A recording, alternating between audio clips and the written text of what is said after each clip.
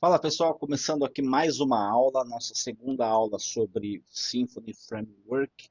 E hoje eu quero fazer um overview a respeito das pastas do Symfony Framework, nessa versão mais minimalista, quando a gente baixa. E também começar a mostrar como é que você faz o start do projeto utilizando o Symfony CLI que nós baixamos também na primeira aula. Vou expandir um pouco aqui. Vamos começar por essa primeira pasta, a pasta bin. A pasta bin, ela tem dentro dela o arquivo console, que é responsável pelo gerenciamento dos comandos que são dados via terminal para você gerenciar o ciclo de vida do framework. Então, são comandos que fazem com que você consiga gerenciar a criação, a exclusão e uma série de outras coisas dentro do seu aplicativo Symfony. Então, por exemplo, como que a gente faz para acessar isso? A gente vai abrir um terminal na raiz do projeto, importante, pode ver aqui, ó, curso intro Symfony, curso intro Symfony. Estou no terminal na raiz do projeto. Se você estiver no Windows, você vai ter que digitar php bin barra console. Se você estiver no Linux, somente o bin console vai funcionar, ele já vai entender. Quando a gente digita bin barra console ou php bin console e dá um enter, o que a gente vai ver é que ele vai trazer uma série de comandos que estão disponíveis para que a gente utilize nesse momento. Esses comandos aqui, eles são feitos, eles servem para que você consiga gerenciar a sua aplicação Symfony. Repare que esses comandos bin console são diferentes do Symfony CLI que a gente baixou lá, que a gente vai usar daqui a pouco. Symfony CLI ele serve exclusivamente para gerenciar o ambiente de desenvolvimento. Então, por exemplo, nós vamos startar o servidor que vai apresentar os templates do Symfony, que vai fazer com que o Symfony consiga ali rodar a máquina que processa os dados, as views e apresenta no navegador. O comando bin console ele não serve para essa finalidade, ele serve para gerenciar o ciclo de vida, gerenciar criação de aplicativos, exclusão de aplicativos. Por exemplo, com o bin console você pode excluir cache, você pode limpar o cache, criar o cache, entre várias outras coisas.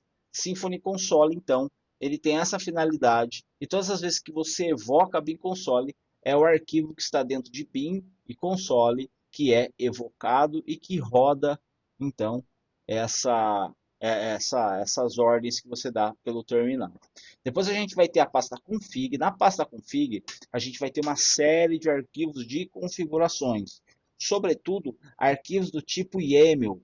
Talvez você esteja mais acostumado com arquivos JSON, mas o Symfony utiliza arquivos do tipo YAML. Os arquivos de YAML, vou abrir um aqui para você ver, eles têm por característica a sua organização não feita por chaves, mas feito por meio de indentação. Então, para os arquivos YAML funcione, seja corretamente interpretado, o arquivo YAML não é uma exclusividade do Symfony, né? O Symfony usa esse tipo de arquivo, mas ele não é exclusividade do Symfony. E para ele ser interpretado, é importante que a indentação esteja correta. Pode ver que se nós entrarmos aqui em outros arquivos YAML, nós vamos ter a indentação perfeita. E quando é que nós utilizamos esses arquivos que estão aqui, por exemplo? Nós utilizamos quando nós queremos fazer alguma configuração personalizada. Esses daqui são tópicos mais intermediários e até mesmo avançados. Nós possivelmente mexeremos em alguma configuração dentro do YAML, de algum YAML dentro da pasta config.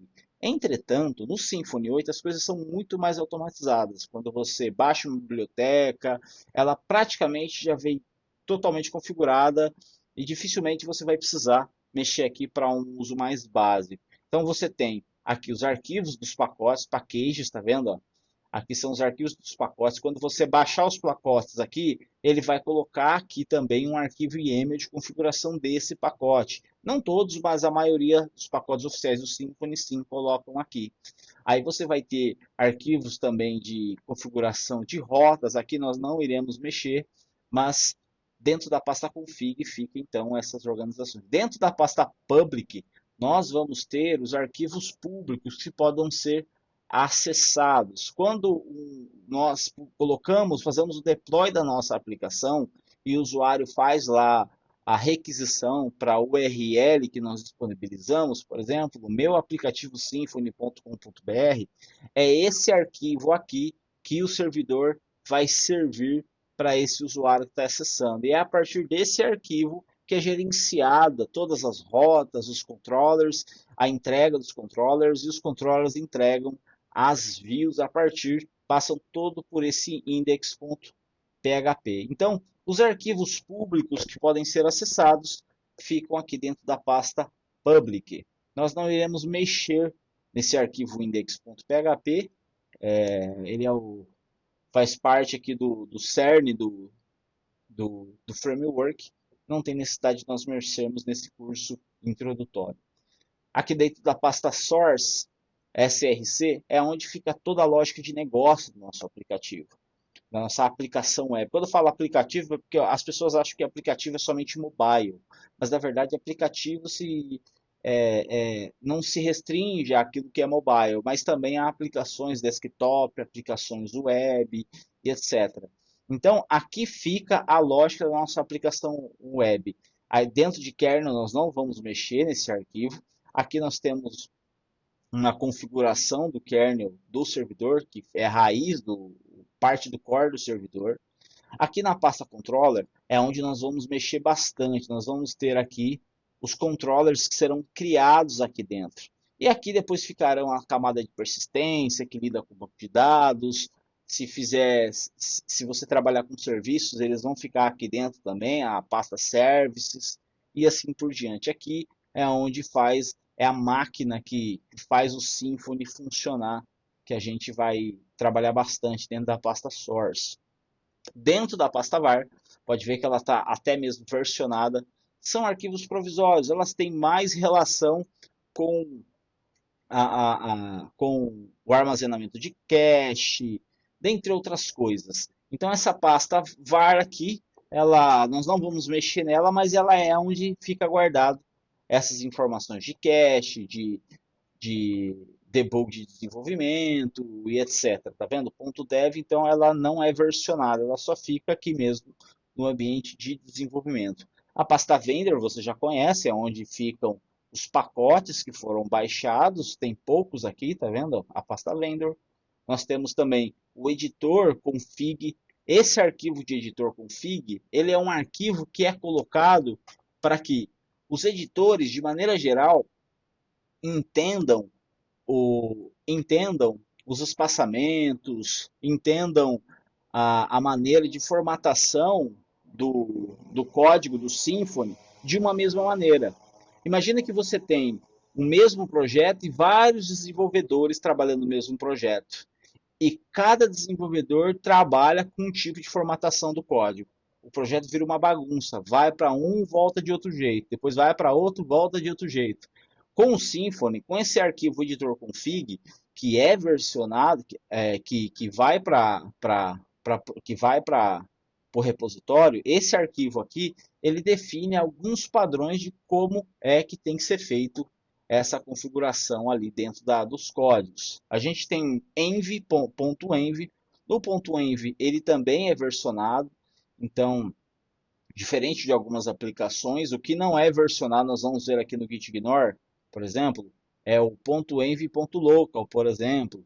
Esse arquivo aqui, se você tiver que colocar informações exclusivas do ambiente de desenvolvimento, você vai colocar .env.local. No .env nós temos algumas informações sobre ambiente de desenvolvimento, app secret, aqui qual é o diretório, né, app share dir, aqui qual é o RI, base e uma série de outras informações que aparecerão aqui na medida que a gente vai desenvolvendo. Nesse arquivo .env.dev ele também tem esse app secret. É a partir dessa chave aqui, que em desenvolvimento não vai ser essa claramente, mas é a partir dessa chave que o Symfony desenvolve uma série de funcionalidades, criptografia, também cache e uma série de outras coisas. o git ignore. Por que tem um git ignore? Que fui eu que coloquei? Não. Quando você baixa uma aplicação Symfony, automaticamente o Symfony dá um git init dentro do seu projeto. Então o seu projeto já começa com um git, dentro do seu projeto. Aqui são os arquivos de configuração do Composer, ou seja, aqui são os arquivos que as bibliotecas que são baixadas quando você dá um Composer install, se você porventura não precisar fazer um Composer install. Aqui, quando você baixa o aplicativo Symfony, ele faz isso automaticamente. E aqui são os arquivos Composer Lock, são os arquivos que foram baixados pelo Composer. E aqui o Symfony Lock é semelhante ao Composer Lock. Qual que é a diferença do Symfony Lock? O Symfony Lock ele é um arquivo que mostra quais foram as bibliotecas que foram baixadas utilizando esse aqui, ó, o Symfony Flex. O que o Symfony Flex faz? Ele gera, a gente chama de, o que o aplicativo chama de receitas. O que são receitas? São formas, são nomes que você coloca de maneira mais abreviada para conseguir baixar. Então, por exemplo, se você fosse baixar o pacote do Twig, em vez de você colocar Composer Require Twig Bundle, você simplesmente coloca Composer Hack, o Hack é do Composer mesmo, Twig, e automaticamente o Symfony Flex iria identificar o que significa essa palavra Twig e associar com Twig Bundle. E a partir daí ele baixaria o projeto apenas com essa primeira palavra. E essa foi a estrutura de pastas do Twig, então, do Symfony, perdão. E aqui vão aparecer mais pastas aqui, na medida que vão aparecendo, eu vou explicando. Não se esqueça de deixar o seu like nesse vídeo se você gostou. Se inscreva no nosso canal e continue acompanhando a playlist a introdução ao Symfony. Valeu!